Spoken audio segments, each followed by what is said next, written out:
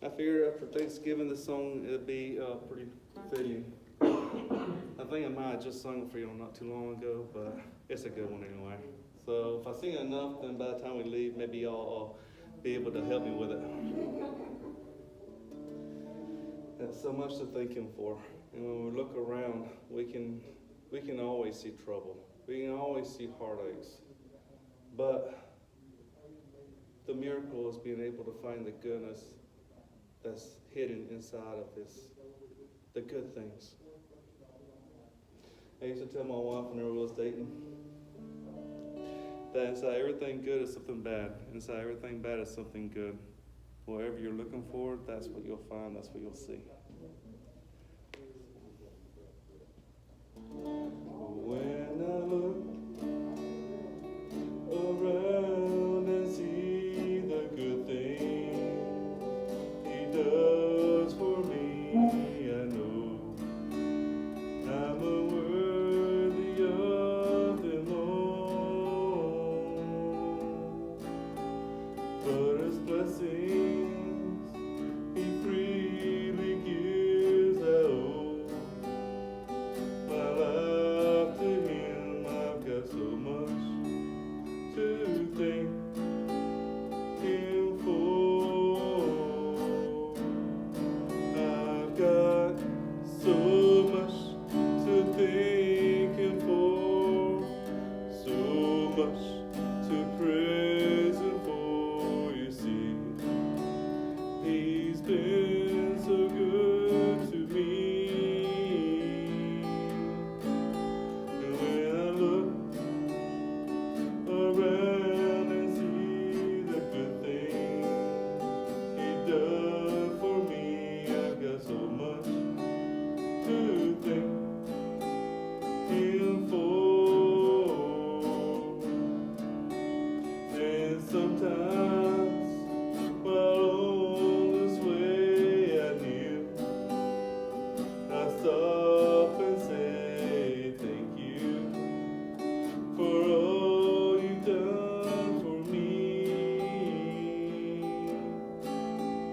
And one day I'll reach sweet heaven's shore. Oh please, just let me kneel once more. I've got so much to thank Him for. I've got so much to thank Him for, so much to praise Him for. You see, He's been so good to me. When I think of what He's done and where He's brought me from, I've got so much to thank Him for. I've got so much to thank Him for.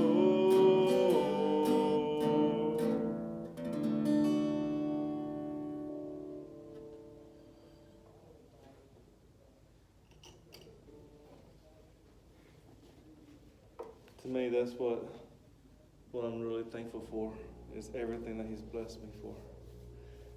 And it really goes along with the scriptures that He's been giving me this morning.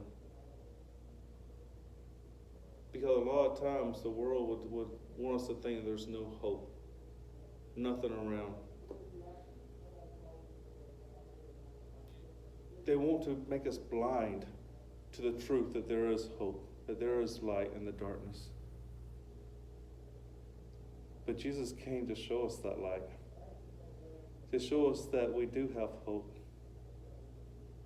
and to show us that He cares and He loves us so much. I wanted to read the story that Mark puts out. And Mark, it's a short chapter in the Bible, but it's full of action. It's like one thing after another after another. He leaves out some details so we can get more action in on what's going on, what's taking place. And I'll be reading in Mark 5. But we find before this, He's done all this other stuff. He's given the parable of the soil and the parable of the lamps. He's been healing people. And he goes over to crossing the sea. Well, it's actually a lake. The Lake of Galilee. They call it the Sea of Galilee because it looks about like one. The longest point of the Sea of Galilee from in the middle is about 13 miles long. The widest point is about 8 miles long. And so to get away from the crowd and everything, he had got in the boat, and we find in chapter 5 that they set out. This distance that they're traveling here is estimated to be about 5 miles on this river.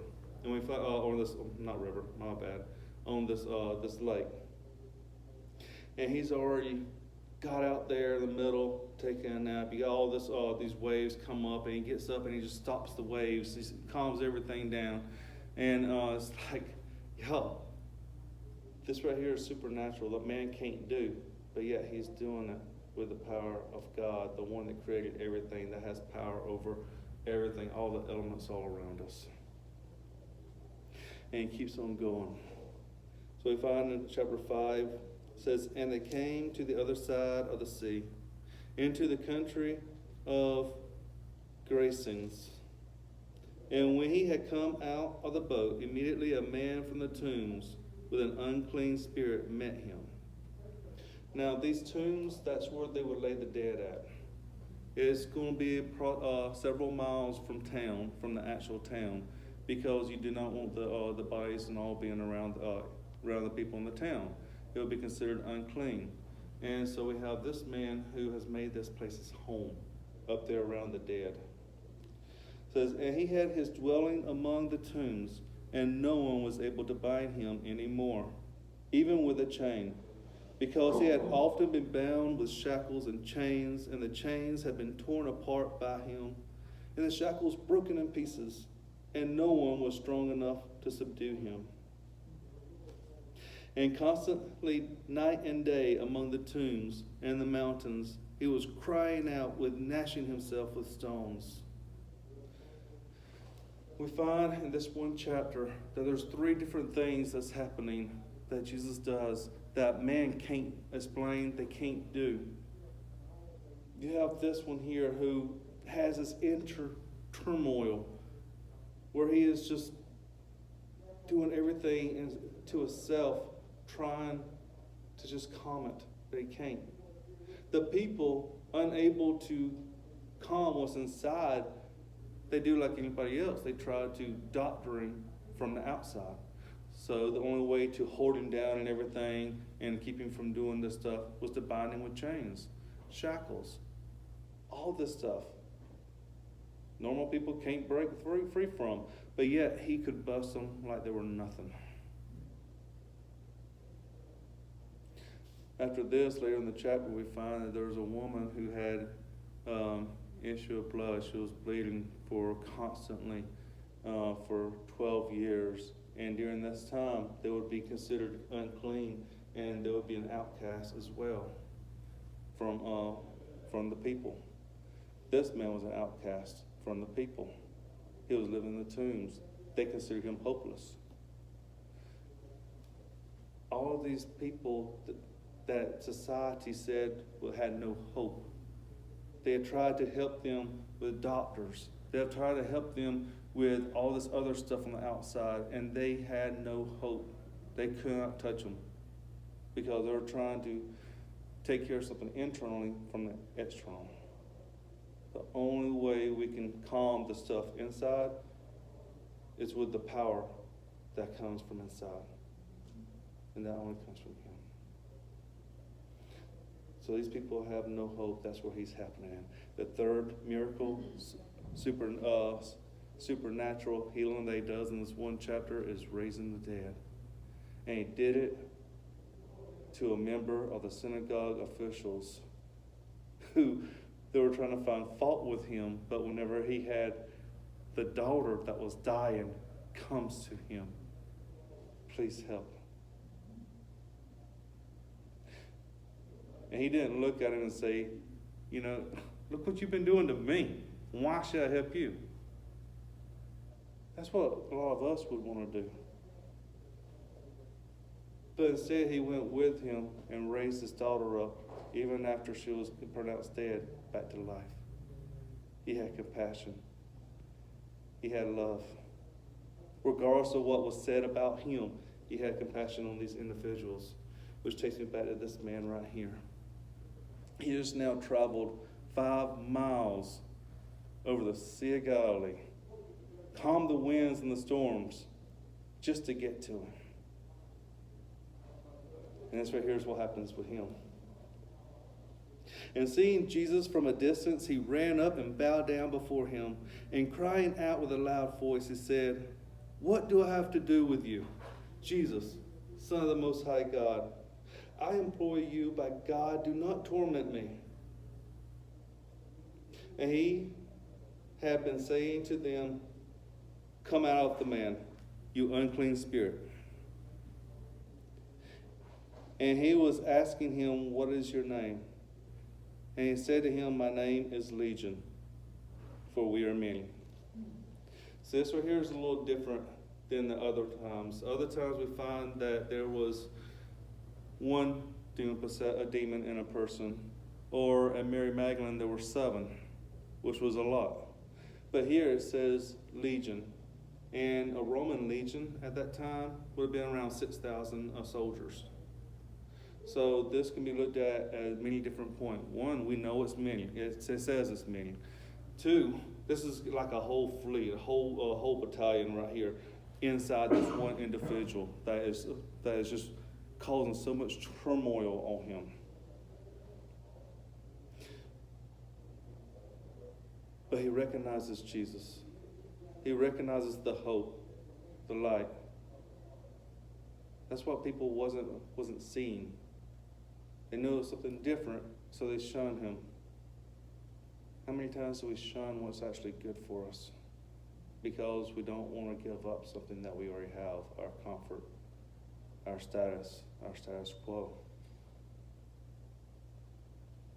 But here they are, and unlike the others where he says, "Be quiet and come out," this, when he said, come out, it still beckoned him and it was still there. So it's like, "What's your name?" Telling him one step further. So this right here was different, totally different. So "We are legion, we are many." And he began to entreat him earnestly not to send them out of the country. Now there was a big herd of swine feeding there on the mountain.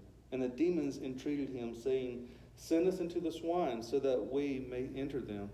And he gave them permission. And coming out, the unclean spirits entered the swine, and the herd rushed down the steep bank into the sea, about 2,000 of them, and they were drowned in the sea. And now there shows you how big a legion this was inside this one individual. Usually just one would cause all kind of chaos. And when they come out, they could be thrashing, they could hurt them, they could throw them into the fire, do whatever. You never know what the outcome, the burst of energy, whenever one of them comes out of a person is going to be. So some people believe that that's possibly the reason why he gave them permission to go into the swine, so that that burst of energy, that turmoil would not devastate the person no more than what it had already done. But it would take it out on the swine, the pig, the unclean, that they were on the Jewish custom. And it would also show fruit that this did happen to all the unbelievers in the area, that, hey, something miraculous just now took place. So he goes out, and they go into the pigs, and they go off into the cliffs. And their herdsmen ran away and reported it in the city and out of the country. And the people came to see what it was that had happened. And they came to Jesus and observed the man who had been demon-possessed sitting down, clothed in his right mind. And the very man who had the legion. And they became frightened. And those who had seen it described to them how it had happened to the demon-possessed man, and all about the swine. And they began to entreat him to depart from the region. And as he was getting into the boat, the man who had been demon-possessed was entreating him that he might accompany him. And he did not let him. But he said to him, "Go home to your people and report to them what great things the Lord has done for you, and how he had mercy on you." And he went away and began to proclaim in Decapolis what great things Jesus had done for him, and everyone marveled. I know it's a whole lot more verses than what I'm used to reading, but there's several things happening right here. One is that Jesus went across a stormy sea, 5 miles long in this boat at this time. They did not have these gas motors like we have today. Just crank that thing up and let's go. This right here was roughing it. He settled the sea and went all the way over there. And we find out the only person that he touched after 5 miles across the sea, and then getting back into his boat and traveling back, was that one individual. The one individual that was bound by these demons inside, that had no hope. Society had cast him out. They had tried everything they could to help him, but nothing was there.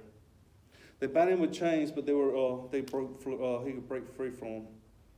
And he was hurting himself, rock stones, living among the dead, living in tombs, outcast. And he was crying out this whole time. Jesus heard his cry. And he did all that because he cared. The one that society pushed to the side, he cared for. After this, we find that the man was sitting there and Jesus was able to teach him. He was able to go through and tell him what he needed to know right then. He didn't have time to give him the whole teaching, the gospel, and everything else. It wasn't meant for that, because God gives us what we need in our heart.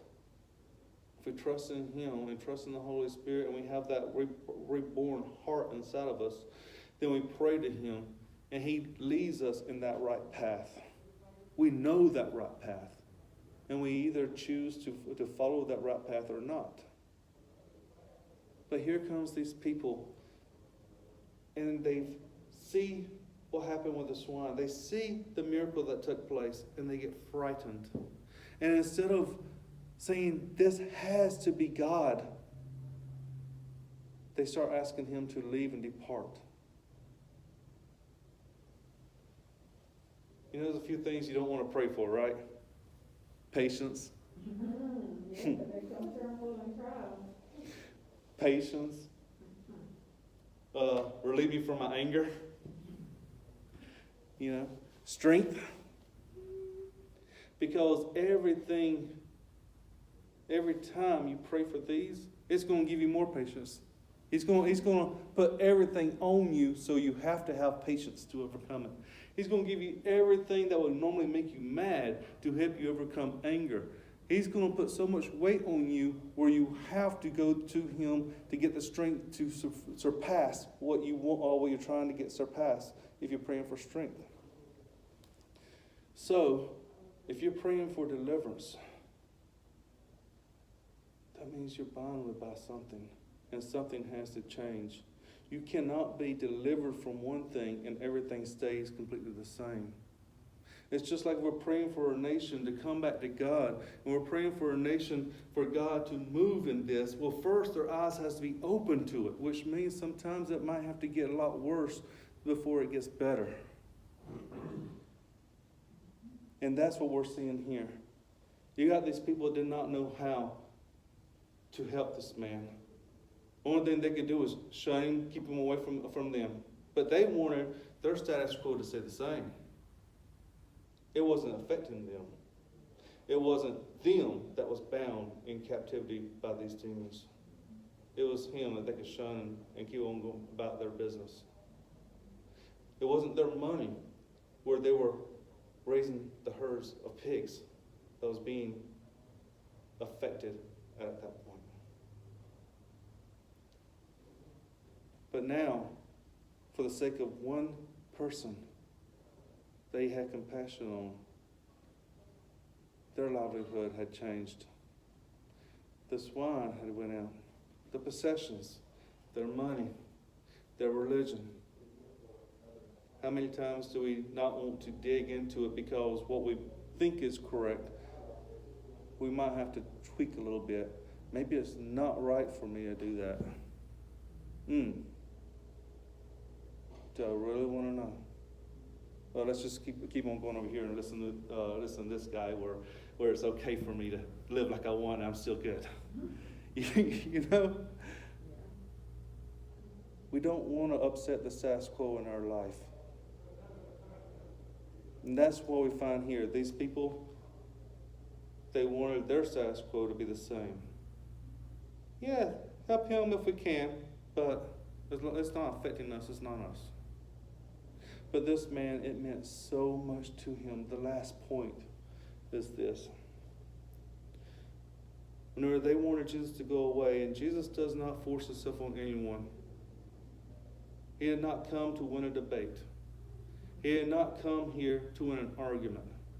He had not come here to go ahead and kill whoever did not agree with him or anything else.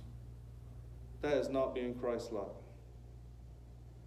He came to love, to show the truth. People want to accept it, they accept it. If not, he's going to move on. These people did not want to accept it, so he's going to move on. This one person that he is now saved, that he is now delivered from this, he begged to follow him. He didn't have anything. He was living amongst the dead. Now he finally was alive, and it's like, let me go with you. Let me follow you. Let me listen to you. Teach me. And this is the one time that Jesus said no to someone that really earnestly wanted to follow him. Because, see, what he was also saying was, I don't want to remember any of my past here. This right here was like hell on earth. I don't want any of this. Just let me go with you.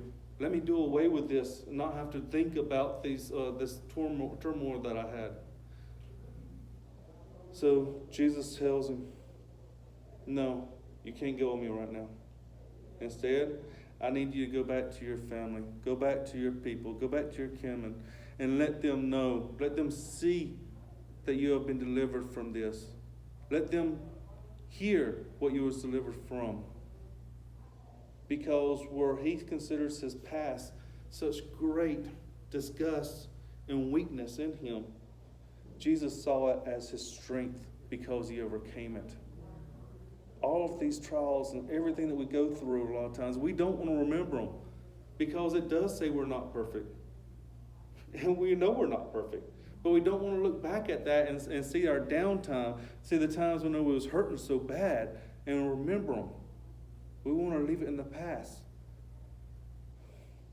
But we find in 2 Corinthians, very first chapter, verses 3 and 4, it talks about the glory of God who comforts us in all of our afflictions so that we may comfort others as they go through theirs. And this right here is exactly what Jesus was doing. He was not saying that you have the right to forget where you came from. Instead, he was saying that is your strength. That is your testimony. That is who you are. You are an overcomer from that. So go and spread this good news to others, that there is deliverance. There is hope for the hopeless. And there is a God that loves you no matter what you're going through. And that's what he was doing. And that was the message. And then he got back in the boat and went back across. Estimated 5 miles to get to this one man who was bound by a legion of demons.